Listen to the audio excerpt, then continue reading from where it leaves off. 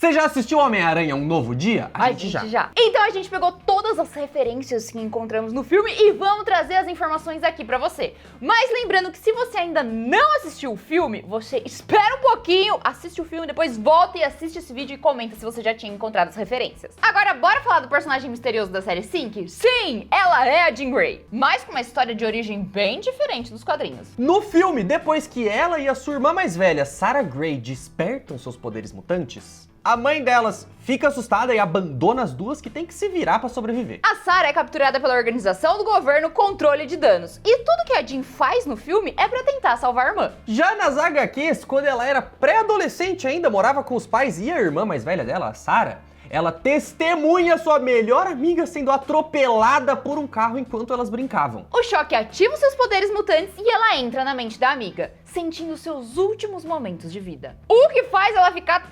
traumatizada e se isolar, até conhecer o professor Xavier, que a ensina a lidar com seus poderes. Já a Sarah dos quadrinhos não tem poderes psíquicos igual a do filme. O máximo que rolou foi ela mostrar resistência mental a um vilão que entrava na mente das pessoas, já que aparentemente ela tinha um potencial adormecido igual ao da irmã. Ela se casou, teve filhos e sempre lutou pela igualdade de direitos mutantes, o que infelizmente a levou a ser morta por um grupo de anti-mutantes. Os poderes da Jean no começo do filme são bem limitados. Ela só consegue controlar pessoas em até 10 metros de distância e ir pulando de uma para outra para se distanciar. Mas depois de descobrir que sua irmã morreu vítima das experiências do controle de danos, ela tem um surto e amplia muito seus poderes. Ela consegue parar todo mundo em uma área bem grande, tipo o professor Xavier faz, além de controlar várias pessoas ao mesmo tempo. Além disso, a sua telecinese desperta e ela começa a movimentar as coisas com a sua mente. Mas e aí, vocês gostaram da introdução da Jean Grey no filme do Miranha? Deixa aí nos comentários. Agora, seguindo em frente, vamos falar sobre a única cena pós-créditos do filme. Ela é bem simples, só mostra o aplicativo que o Ned fez para rastrear o Miranha, o Spidey Tracker. Ele começa mostrando o ícone do herói ali normal em Nova York, mas aí ele vai se distanciando até se afastar do planeta e mostrar o ícone do Aranha no meio do espaço. Isso dá a entender que novamente o herói vai sair do planeta para enfrentar uma ameaça intergaláctica. Talvez contra o Dr. Destino em Doomsday?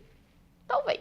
Ou talvez já seja uma referência a Vingadores Guerras Secretas, já que nos quadrinhos é criado um mundo bélico que junta vários mundos separados em um só para salvar os universos da destruição total. Outra possibilidade é que esse Aranha não seja do Tom Holland, e sim ou do Tobey Maguire ou do Andrew Garfield. E o mundo deles já tá se aproximando do nosso numa incursão, que parece ser um dos temas centrais do novo filme dos Vingadores. Essas incursões, elas acontecem quando dois mundos de realidades diferentes estão para se chocar e um deles precisa ser destruído para o outro sobreviver, geralmente resultando numa treta monstruosa para ver quem fica. Essas coisas acontecem quando alguém brinca muito com viagem no tempo ou realidade alternativa, o que andou acontecendo bastante no universo cinematográfico Marvel, né? Parando pra pensar, nos X-Men também. É verdade. Então faz sentido eles estarem nessa treta toda. Mas qual dessas opções você acha que é? Coloca aí nos comentários. O final do filme tem referência a dois momentos muito pesados dos quadrinhos. Depois de conseguir ampliar os seus poderes, a Jean Grey faz uma grande parte da cidade de Nova York como refém.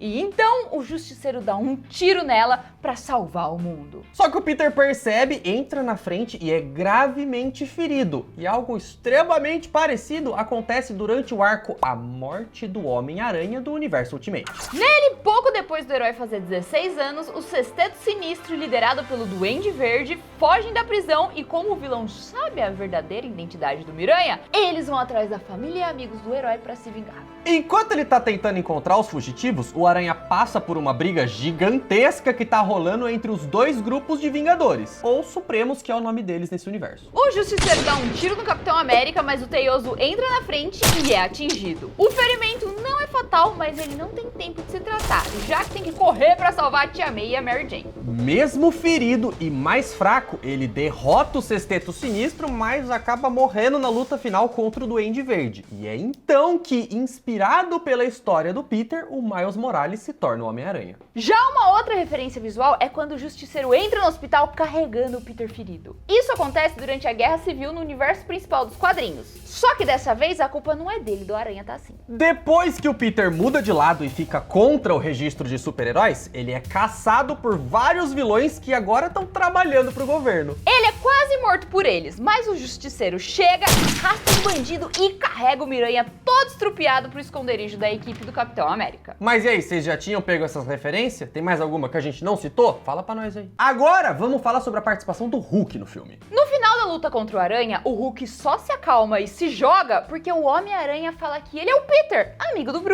Não fica claro no filme, mas é possível que o Hulk realmente se lembre quem é o Peter Parker. Isso porque nos quadrinhos, quando o Peter faz o pacto de apagar sua identidade secreta da mente de todo mundo, o Hulk é o único que se lembra da identidade do herói que ele considera um amigo por nunca ter maltratado ou tratado ele como um monstro. Isso porque a mente do Banner e do Hulk funcionam de maneira separada, então o feitiço funcionou no Banner, mas não no Hulk. Só que nos filmes, os dois nunca tinham interagido diretamente pra ter esse mesmo elo que nos quadrinhos. Mas provavelmente o Banner soube mesmo quem que era o Peter durante aqueles 5 anos que aconteceram depois do estalo do Thanos, porque assim, afetou muito o Tony Stark, né? Mas como ele passou todos os anos do blip com a mente misturada Hulk e Bruce, é possível que a parte Hulk ainda lembre mesmo quem é o Homem-Aranha. Mas o importante é que a Jean Grey conseguiu quebrar de vez a mente do Banner e a gente vai ter Hulk descontrolado nos cinemas!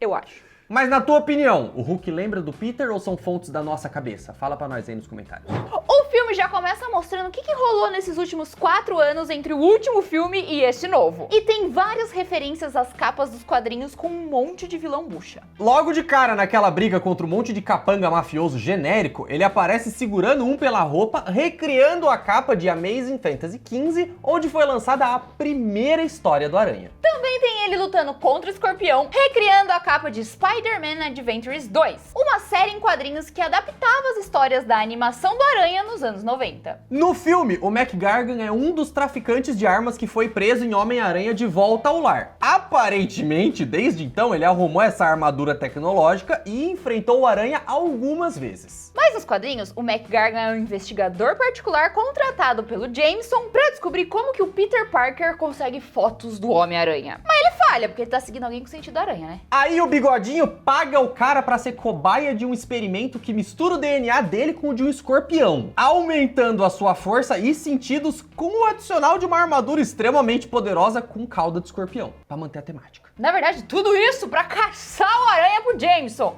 Só que o experimento é tão forte que acaba mexendo com a mente dele e ele se torna um dos vilões mais descontrolados do Homem-Aranha. Essa cena aí do Aranha lutando contra um cara com lâmina nos pés é uma referência à capa The Amazing Spider-Man 134, que mostrou a primeira aparição do Tarântula, que, como vocês podem ver, tem um visual muito mais fabuloso nos quadrinhos. Ele é Anton Miguel Rodrigues, um revolucionário de um país na América do Sul, lutando por libertação. Porém, ele era tão sanguinário que os próprios aliados expulsaram ele, que acabou fugindo para os Estados Unidos. Originalmente, ele não tinha superpoderes, era só um assassino extremamente atlético, especialista em saltos e combate corpo a corpo, que usava lâminas envenenadas nas mãos e nos pés. Depois de um tempo, ele passou por uns experimentos que era para dar poderes de aranha para ele. Só que deu certo demais e ele acabou virando uma tarântula gigante. E como ele ficou horrorizado do que aconteceu, ele deixou os policiais terminar com o sofrimento dele. Essa outra cena com o vilão Lápide segurando o Aranha em cima de um prédio em construção é uma referência a The Spectacular Spider-Man 142, onde o Aranha derrota o vilão em cima de um prédio em construção.